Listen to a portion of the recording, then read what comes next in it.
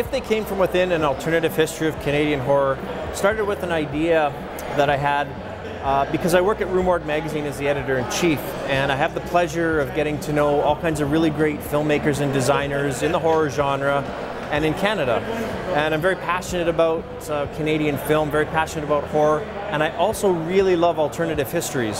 So I thought, how can I combine all this, bring a bunch of talented people together, and just come up with a cool art show?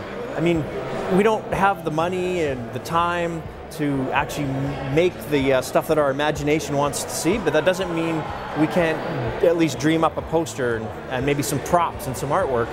And who knows, maybe a few of these films will get made one day. I've been dreaming about this movie for 10 years, so it didn't take me long to come to say Emmanuel A when they asked me about the movie I never got to make.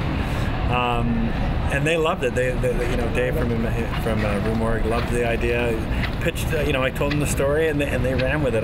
The tagline on the poster too, "Your favorite nymph is back this time in the land of the beaver." I mean, they love that. Our particular movie takes place in 1984, and it's an anthology from the 80s. So I really wanted to give it that sort of VHS box art kind of look, you know, really enticing, sinister image, and really sort of to capture the nostalgia of when, you know, you would go into the video store and, you know, you'd browse the aisles just looking at all the amazing, twisted and bizarre cover art, and that's why you rented the movie, just because of the cover art. And I really wanted to do a poster that was sort of reminiscent of that. You know, so many of these trashy B movies, the poster is the best part, the synopsis is the best part.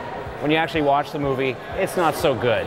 But that idea of really celebrating several things, you know, just the outlandish ideas for horror films, celebrating the design of classic sort of genre cinema posters, which is a huge influence on me as an artist, and celebrating Canada in a typically Canadian way with a kind of gee shucks sense of irony. All the pieces were in place to me for something really fun and exciting. Je suis très très content du résultat.